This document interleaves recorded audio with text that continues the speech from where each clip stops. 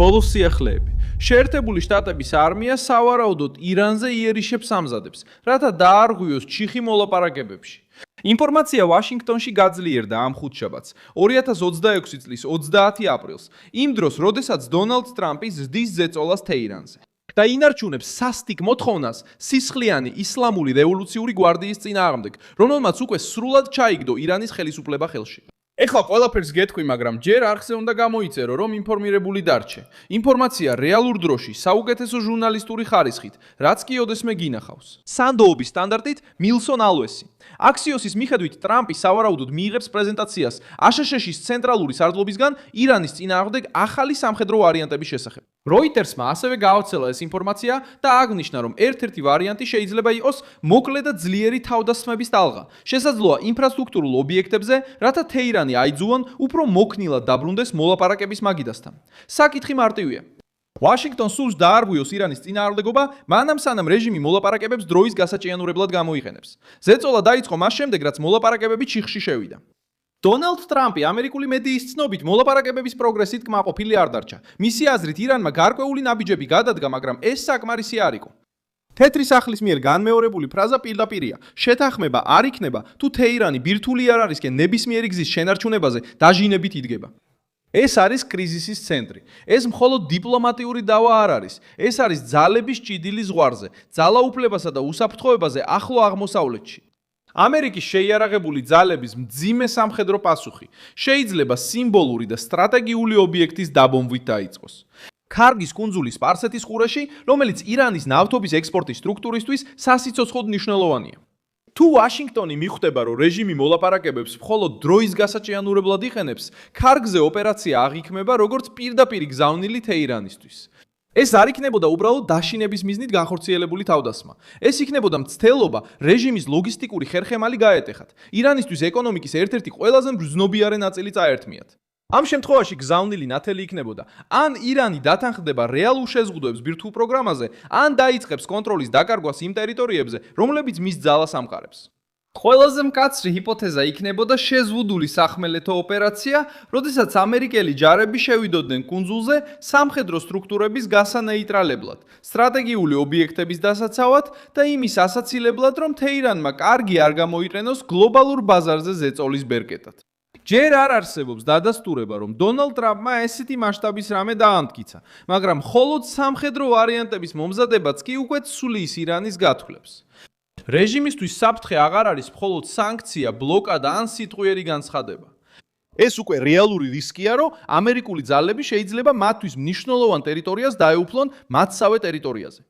და სწორედ ამ შიშს შეიძლება გამოიყენოს ვაშინგტონმა, რათა აიძულოს თეირანი დაბრუნდეს მოლაპარაკების მაგიდასთან, უგულებელყოფის, შანტაჟისა და იმ ილუზიის გარეშე, თითქოს შეეძლოს შეერთებული შტატების გამოწვევა მაღალი ფასის გადახდის გარეშე. შეერთებულ შტატებს აქვს სამხედრო პოტენციალი, რომ ეს მუქარა რეალობად აქციოს, თუ დონალდ ტრამპი გადაწყვეტს თეირანის წინააღმდეგ ტონი გაამკაცროს. სამი ამერიკული ავიამზიდის ყოფნამ ახლო აღმოსავლეთში რეგიონში განათავსა 200-ზე მეტი სამხედრო თვითმფრინავი და დაახლოებით 15,000 სამხედრო მოსამსახურე, მათ შორის მეზღვაურები და საზღვაო ქვეითები. შეიქმნა ძალა, რომელსაც შეუძლია შეტევა, მარშრუტების დაცვა და შეზღუდული ოპერაციის მხარდაჭერა სპარსეთის ყურეში. გარდა ამისა, ვაშინგტონი ინარჩუნებს სამხედრო ბაზებისა და ცდომის ქსელს ირანის გარშემო, ოფიციალური სტრუქტურებით ქუვეითში, ბარეინში და ყატარში, ასევე ცდომის შეთანხმებებით არაბთა გაერთიანებულ საამიროებში, ომანში და საუდის არაბეთში.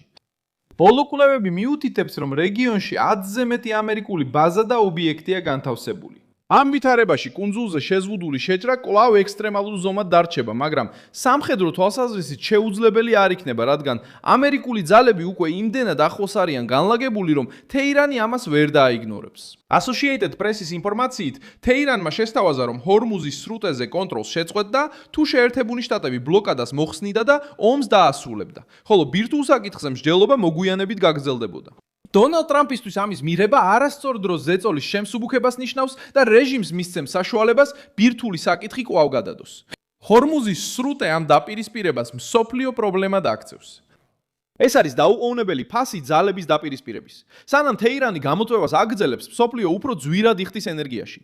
მიუხედავად ამისა, ტრამპი ფიქრობს, რომ უფრო მაღალი ფასი ირანის რეჟიმს დაეკისრება. ლოგიკა პირდაპირია. თუ ირანი თავისუფლად ვერ ექსპორტირებს, შემოსავალს კარგავს. თუ შემოსავალს კარდავს, ამცირდება მისი შესაძლებლობა დააფინანსოს მოკავშირეები, უსაფრთხოების სისტემა და გაუძლოს შინაურ ზეწოლას. ვაშინგტონში გავრცელებულ სიახლეებში ბლოკადა თეთრი სახლის უფრო ძლიერ უპირატესობად ჩანს. ამ ზეწოლის მოხსნა ახლა ნიშნავს რეჟიმისთვის ჟანგბადის მიცემას იმ დროს, როცა მას სუნთქვა უჭირს. ირანი გარშემორტყმულია კრიზისით, რომლის შექმნასაც თავადაც შეუწყო ხელი, როცა ბირთვულ სფეროში რეალურ შეზღუდვებს წინააღმდეგობა გაუწია. ყველაზე სენსიტიური ინფორმაცია ისაა, რომ სამხედრო გეგმა მარტო არ ჩანს. აქსიოსის მიხედვით, შესაძლო თავდასხმების ტალღის გარდა, განხილულ სხვა ვარიანტებს შორისაა ჰორმუზის სრუტის ნაწივის დაკავება, რათა საზღვაო ვაჭრობისთვის გზა კვლავ გაიხსნას. როიტერსმა ასევე დააფიქსირა ეს შესაძლებლობა. სხვა ჰიპოთეზა, რომელსაც მედია ასახელებს, სპეციალური ძალების გამოყენებას გულისხმობს, რათა ირანის გამდიდრებული ურანის მარაგის ნაწილი დაიკავონ იმ შემთხვევაში, თუ შეთანხმება არ შედგება. ეს აჩვენებს, რომ ვაშინგტონი ერთდროულად მუშაობს დიპლომატიური ზეწოლის, მარშრუტების კონტროლისა და ბირთვული შეკავების მიმართულებით. რეალურად, მიუხედავად ამისა, სიზუსტე აუცილებელია. სამხედრო ვარიანტების მზადყოფნა არ ნიშნავს იმას, რომ ტრამპმა უკვე გასცა თავდასხმის ბრძანება. როიტერსმა აღნიშნა, რომ ასეთი ტიპის დაგეგმვა ამერიკული სამხედრო აპარატის ნორმალური ალტერნატივების ნაწილია, მაგრამ კონტექსტი ცვლის ამ ამბის მნიშვნელობას. როცა პრეზიდენტი უკმაყოფილოა, ბლოკადა გრძელდება. ჰორმუზი კვლავ დაძაბულობაშია და ნავთობის პასი მკვეთრად იზრდება. სამხედრო დემონსტრაცია რუტინას აღარ გავს და შეტყობინებად იქცევა. ირანის დრო იწურება. ამერიკული სამხედრო ძალების ყოფნა რეგიონში ამ გზავნილს აძლიერებს. CBS News-მა გაავრცელა ინფორმაცია, რომ ავიამზიდის დამტკმელი ჯგუფი მომდევნო დღეებში უნდა დატოვოს ახლო აღმოსავლეთი. მაგრამ გაიხსენეს, რომ ის იყო 3-დან ერთ-ერთი ავიამზიდი, რომელიც რეგიონში მოქმედებდა. საზღვაო გადაადგილებაში ცვლილებების მიუხედავად, შეერთებული შტატების სტრუქტურა კვლავაც საკმარისად ძლიერია, რომ ზეწოლა შეინარჩუნოს. მიზანი არის თეირანის დარწმუნება, რომ უარს ფასი აქვს და ეს ფასი შეიძლება სწრაფად გაიზარდოს. ალ-ჯაზირამ გაავრცელა ინფორმაცია, რომ ირანულმა წყაროებმა გააფრთხილეს, თუ ბლოკადა გაგრძელდება, უპრეცედენტო და პრაქტიკულ პასუხს გასცემენ. ამ ტიპის განცხადებები გამოიყენება როგორც შიდა მოხმარებისთვის, ასევე გარე დაშინებისთვის, მაგრამ ამავდროულად ზრდის არასწორი გათვლის რისკს. ყველაფრის ცენტრში დგას ტრამპის გადაწყვეტილება, არ შეამსუბუქოს ზეწოლა შედეგის მიღებამდე. მას ესმის, რომ ბლოკადა ზრდის ნავთობის ფასს და ქმნის ზეწოლას თავად შეერთებულ შტატებშიც, მაგრამ მისი გათვლაა, რომ ახლა დათმობა მომავალში უფრო ძვირი დაუჯდება. თუ ირანი გაუძლებს ზეწოლას და ბირთვულ პროგრამას არ დათმობს, თეირანი იტყვის, რომ გაიმარჯვა.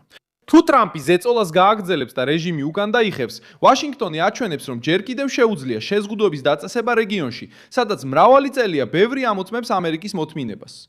ამიტომ შესაძლო თავდასხმების მომზადება არ უნდა ჩაითვალოს ცალკეულ შემთხვევად. ეს ზეწოლის კამპანიის ნაწილია. პირველ რიგში საზღვაო ბლოკადა. შემდეგ უარი ჰორმუზის სრუტის გახსნაზე ბირთვული შეთანხმების გარეშე.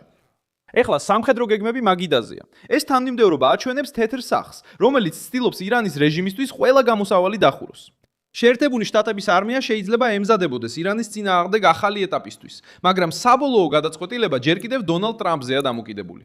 და სწორედ დონალდ ტრამპი, რომელიც ცნობილია მხოლოდ შეტევაზე თამაშით, იღებს ისეთ გადაწყვეტილებებს, რომელთა მიღებაც ამ თაობის არც ერთ სხვა პრეზიდენტს არ გაუბედოს. დალაიქეთ ეს ვიდეო, გამოიწელეთ არხი და ბოლოს გადახედეთ კომენტარებს, რომ კიდევ უფრო მეტად ჩაერთოთ მილსონ ალუესის საზოგადოებაში.